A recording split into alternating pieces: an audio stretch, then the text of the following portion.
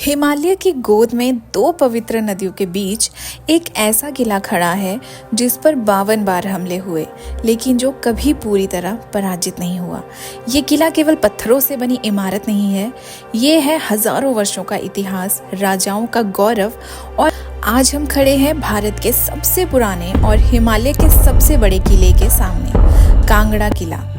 इस कहानी में युद्ध भी है, आस्था भी, खजाना भी है और ऐसे रहस्य भी जो आज भी धरती के भीतर छुपे हुए हैं। कांगड़ा किला बंगाना और माझी नदियों के बीच एक ऊंची चट्टान पर स्थित है। किले की ये स्थिति इसे प्राकृतिक सुरक्षा देती है। किला और पहाड़ मिलकर लगभग 400 फुट ऊंची दीवार बना देते हैं। 463 एकड़ में फैला ये किला हिमालय का सबसे बड़ा किला है और भारत का 8वां सबसे बड़ा। एक कहावत बहुत प्रसिद्ध थी, जो कांगड़ा जीत गया वो पहाड़ों का स्वामी बन गया। कांगड़ा किले का इतिहास केवल लिखित इतिहास नहीं, बल्कि पौराणिक कथाओं से जुड़ा है। कहा जाता है कि देवी अंबिका रक्तबीज नामक राक्षस से युद्ध कर रही थी, तो उनके पसीने से भूमिचंद्र का जन्म हुआ। भूमिचंद्र ने देवी की सहायता की और प्रसन्न होकर देवी ने उन्हें एक विशाल राज्य का वरदान दिया। इस राज्य को कहा गया त्रिगर्त, अर्थात 3 नदियों की भूमि। यहीं से कटोच वंश की शुरुआत हुई। रामायण काल में त्रिगर्त के राजा ने लव कुश की सहायता की थी। महाभारत काल में राजा सुशर्मा चंद कौरवों की ओर से युद्ध में उतरे। वंशावलियों और लोक कथाओं में ये कथाएं आज भी जीवित हैं। प्राचीन काल में कांगड़ा को नगरकोट कहा जाता था। माना जाता है कि इसका निर्माण 4वीं शताब्दी के आसपास हुआ। यूनानी इतिहासकार टॉमेली के लेखों में राजा पोरस का उल्लेख मिलता है। कई इतिहासकार मानते हैं कि पोरस वास्तव में कटोच वंश के राजा परमानंद चंद्र थे, जिन्होंने सिकंदर को पराजित किया। 470 ईस्वी में कश्मीर के राजा ने कांगड़ा किले पर बड़ा हमला किया। 1009 ईस्वी में महमूद गजनी ने किले पर आक्रमण किया और खजाने से भरे कुओं को लूट लिया। कटोच वंश ने हार नहीं मानी और राजनाग जगदीश चंद्र ने इस किले को वापस जीत लिया। तुगलक और अकबर जैसे शासक भी किले को जीत नहीं पाए थे। 1622 में मुगल बादशाह जहांगीर कांगड़ा पर अधिकार करने में सफल हुए। बाद में सिख, फिर महाराजा संसार चंद और अंत में अंग्रेज आए। लेकिन जो काम सेनाएं नहीं कर सकी, वह प्रकृति ने कर दिया। कांगड़ा किले में प्रवेश कभी भी सीधा नहीं था। यहाँ हर द्वार एक चाल था। सबसे पहले आता है महाराजा रंजीत सिंह द्वारा बनाया गया द्वार, फिर आता है आहानी द्वार, लोहे के कांटे और सुसज्जित, जहां हाथी भी रुक जाएं।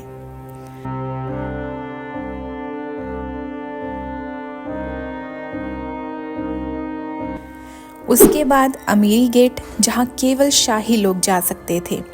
यहाँ दिखाई देता है कटोच वंश का चिन्ह, देवी अंबिका, भगवान श्री गणेश और हिरण।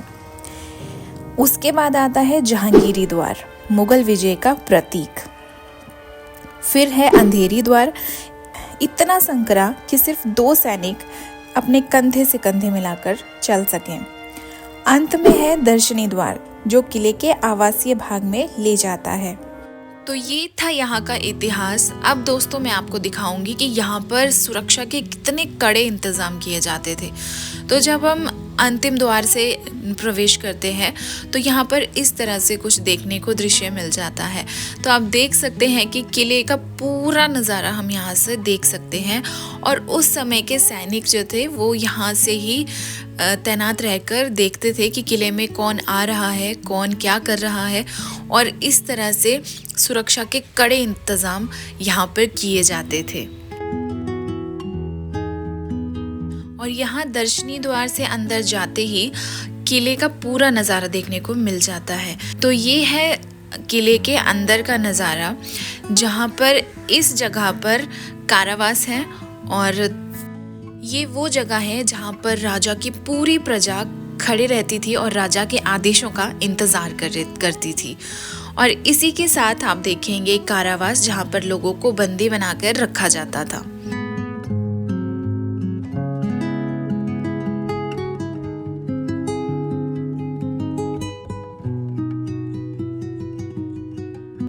चलो अब मैं आपको दिखाती हूँ वो जगह जहाँ पर कई हजारों साल पहले राजा विराजमान होते थे अपनी राजगद्दी पर।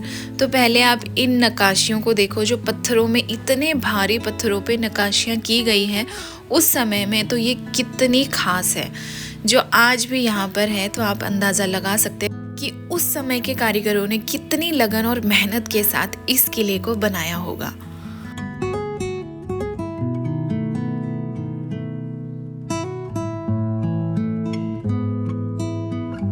ये है वो जगह जहाँ पर राजा विराजमान होकर अपने कड़े निर्णय अपनी प्रजा, अपनी सेना को सुनाते थे।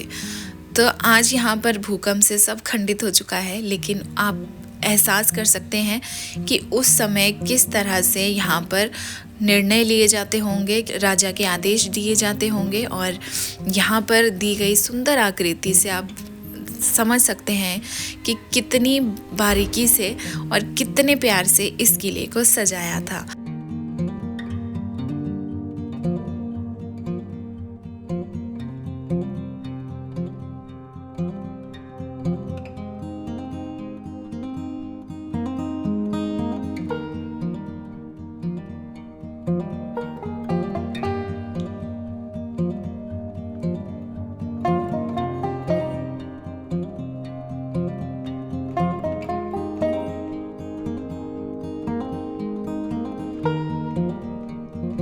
तो ये है कटोच वंश की कुल देवी का मंदिर, यानी कि अंबिका देवी का मंदिर, और साथ ही श्री आदित्यनाथ जैन मंदिर।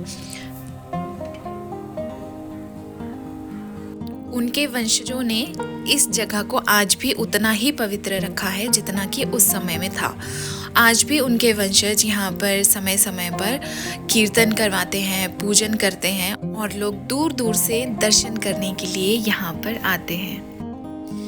तो ये मंदिर के साथ वाली जगह है जहाँ पर आप देख सकते हैं कि 4 अप्रैल 1905 में आए हुए भूकंप की वजह से ये जो किला है पूरी तरह से ढहकर तहस नहस हो चुका था। जहाँ पर कई राजा लड़ने आए, कई सेनाएं यहाँ पर लड़ी, तब ये किला नहीं झुका, लेकिन भूकंप की त्रासदी की वजह से इस किले ने हार मान ली। और आप आज भी यहाँ पर देखेंगे वो कुएं जिनका उल्लेख किया गया है। तो इन कुओं को पानी के कुएं नहीं, खजाने से भरकर इन कुओं को रखा जाता था। तो लोगों का मान्यता के अनुसार आज भी वो इसमें सिक्के डालकर रखते हैं, और इस उम्मीद के साथ कि आज भी ज़मीन के अंदर कहीं ना कहीं वही खजाना छुपा हुआ है। तो ये वो जगह है जहाँ पर सैनिकों के लिए आवास क्षेत्र बनाए गए थे जो अब ढह चुके हैं।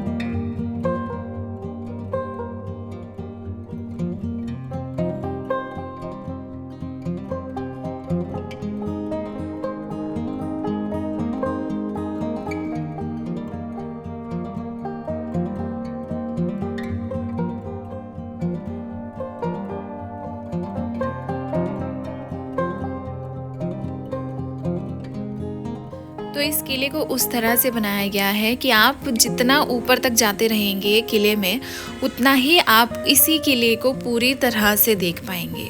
तो आप देख सकते हैं कि थोड़ा सा ऊपर जाने के बाद हमें किले का पूरा नज़ारा यहाँ से देखने को मिल जाता है। और यहाँ पर कुछ ऐसे आवासीय क्षेत्र है जहाँ पर शायद उस समय की रानियां और महिलाएं रहा करती थी, क्योंकि ये जगह उसी तरह से बनाई गई है। आप यहाँ देख सकते हैं खुली जगह है यहाँ पर, और सुरक्षा के यहाँ पर कड़े इंतज़ाम किए जाते थे। उस तरह से ये जगह बनाई गई है जहाँ पर महिलाओं को सुरक्षित रखा जाता था।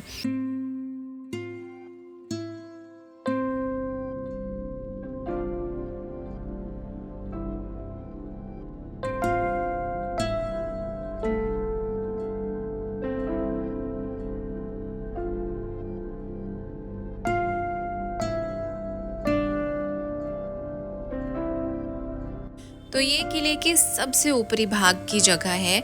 यहाँ पर आप देखेंगे इस तरह से ये बनाए गए हैं। तो ये उस समय में बारिश से भर के पूरे किले में जो पानी की व्यवस्था है यहीं से की जाती थी, क्योंकि इतनी चोटी पर पानी आना बहुत ही मुश्किल काम था। लेकिन उस समय के कारीगरों ने दिमाग लगाकर इस जगह को हर चीज़ से परिपूर्ण कर दिया था।